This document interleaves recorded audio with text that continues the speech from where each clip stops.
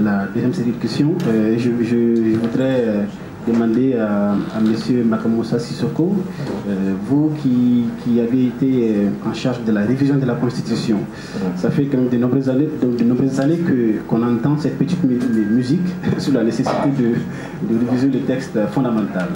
Alors, quels sont donc les impératifs, selon vous, qui nécessitent de toucher à la Constitution du 25 février 1992? M. Makamoussa Sissoko.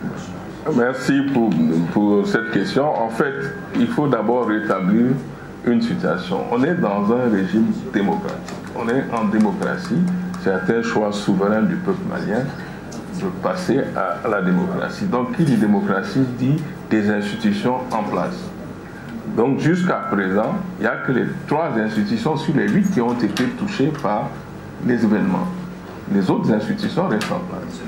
Donc, on est quand même dans un système démocratique. Mais depuis 1998, tout le Mali est unanime pour dire qu'il y a des problèmes dans la Constitution. Il y a eu 3 tentatives de révision constitutionnelle qui ont posé des vrais problèmes. Un des problèmes est à la cause des événements actuels, parce que tout le monde reconnaissait que 9 personnes ne peuvent pas gérer les résultats.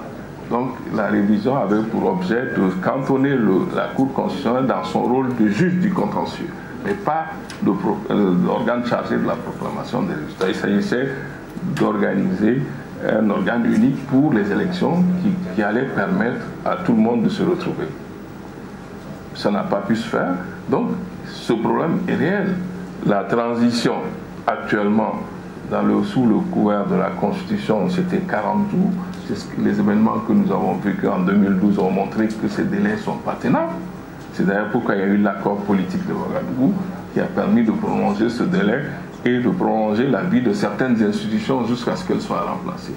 Donc nous sommes dans cette situation qui fait qu'aujourd'hui, nous avons un besoin pressant de revenir dans un système démocratique. Pour revenir dans le système démocratique, il faut remettre en place ces institutions par un accord politique. En tout cas, il faut que les gens se mettent d'accord pour trouver un moyen d'avancer. Aujourd'hui, la priorité, c'est la refondation de l'État du Mali. C'est la remise en place d'un État capable de faire face aux besoins essentiels des populations.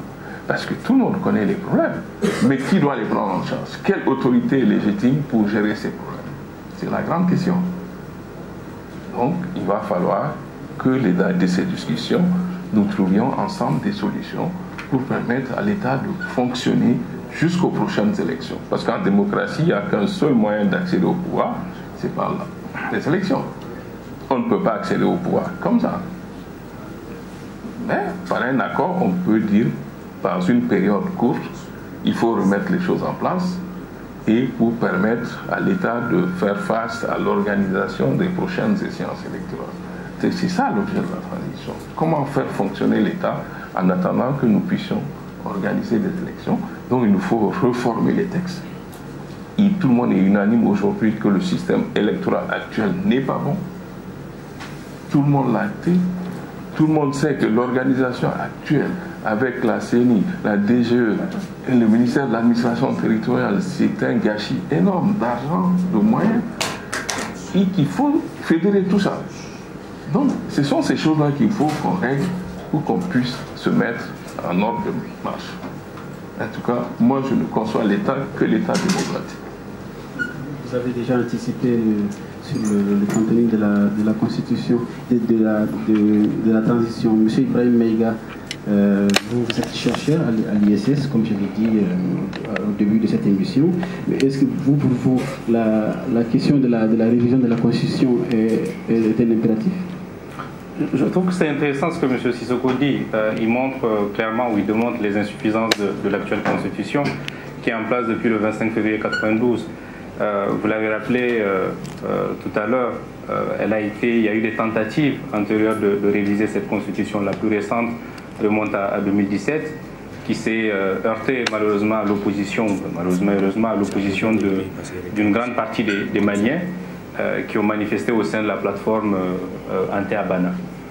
Mais au-delà de ces insuffisances qui sont un peu techniques, je pense qu'il faut aussi voir le niveau stratégique. Je crois que la Constitution, au-delà de la nécessité de changer 2 ou 3 articles qui posent problème, doit être un moment, M. Sissoko l'a évoqué, de refondation. Ça doit être un moment refondateur. On doit s'interroger sur notre destin collectif, sur le destin collectif des Maliens. L'idée, ce n'est pas de s'engouffrer dans un débat juridique sur 3 ou 4 articles qui poseraient problème, mais s'interroger sur les valeurs.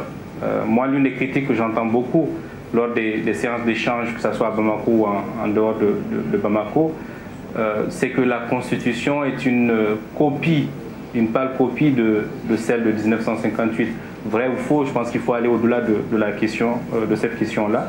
Ce qui est sûr, c'est que les Maliens ne se reconnaissent pas dans cette Constitution. En tout cas, cette génération, j'en sais rien pour ceux qui l'ont élaborée. Je pense qu'ils l'ont élaborée aussi de bonne foi. Donc je crois que c'est un moment important à saisir pour justement réfléchir sur les valeurs que nous souhaitons voir dans la Constitution, sur les principes qui doivent régir la vie de la nation. Est-ce que les institutions en place correspondent à nos valeurs, à nos principes, à nos coutumes? Est-ce qu'on veut donner autant de pouvoir au président de la République? Est-ce qu'on veut un fonctionnement différent entre les institutions, un rapport différent entre les institutions? Est-ce qu'on veut aussi revoir le rapport ou les relations entre l'État et les citoyens, entre l'État et les collectivités? Je crois que ce sont ces questions-là qui sont intéressantes au-delà de la question de changer 1 ou 2 articles pour donner plus de pouvoir à un organe unique de gestion des élections, par exemple, ou même pour atténuer ou amoindrir les pouvoirs de la Cour constitutionnelle. Je crois qu'au-delà de ces aspects qui sont très techniques, pour moi, la Constitution, donc la nécessité d'élaborer et d'aller vers une nouvelle Constitution, nous permettra justement d'aborder les sujets fondamentaux, de redéfinir finalement la direction que le pays doit prendre et qu'on tombe d'accord, au moins qu'on arrive à un consensus sur les institutions, sur les rapports que nous souhaitons que ces institutions aient entre elles, les rapports finalement entre l'État et les citoyens. Et je crois que le renouveau de la gouvernance dont on parle passe par la renégociation du contrat social. Et pour moi, la Constitution est un élément fondamental qui n'est pas donc que juridique. Bien entendu, il y a des articles pour donner la forme, mais les vrais débats doivent se faire dans le cadre de l'élaboration d'une nouvelle Constitution. Merci beaucoup, M. Maïga. M. Makamossa Sissoko, quand on écoute bien M. Maïga, pour lui, il ne s'agit pas seulement de réviser quelques articles.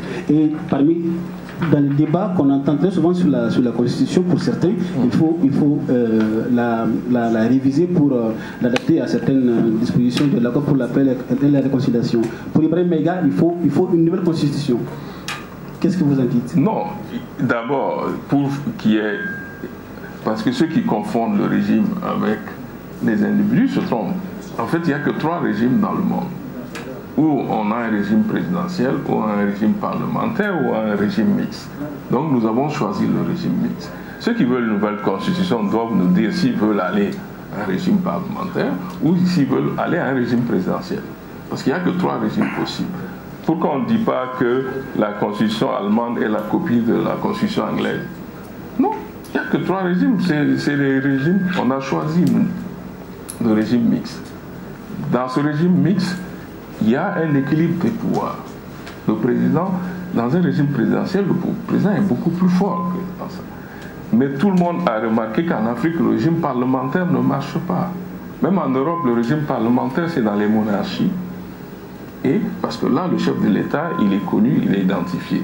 Mais vous voyez qu'à Guinée-Bissau, jusqu'à demain, ils n'auront pas de la paix parce que le président élu au suffrage universel, le président du gouvernement élu, ça ne marche pas le régime parlementaire. En Tunisie, vous avez l'exemple, depuis qu'ils sont, c'est tous les jours un nouveau gouvernement. Donc c'est un régime qui est équilibré. Moi, je ne suis pas d'avis de changer de régime parce que seule une constitution, parce que le régime, le pouvoir constituant originaire, c'est la conférence nationale qui a décidé quelque chose. Si on veut changer de régime, on doit élire une assemblée constituante qui va... Ça, c'est possible. Je ne suis pas contre. Mais on ne peut que réviser cette constitution pour rester dans le régime.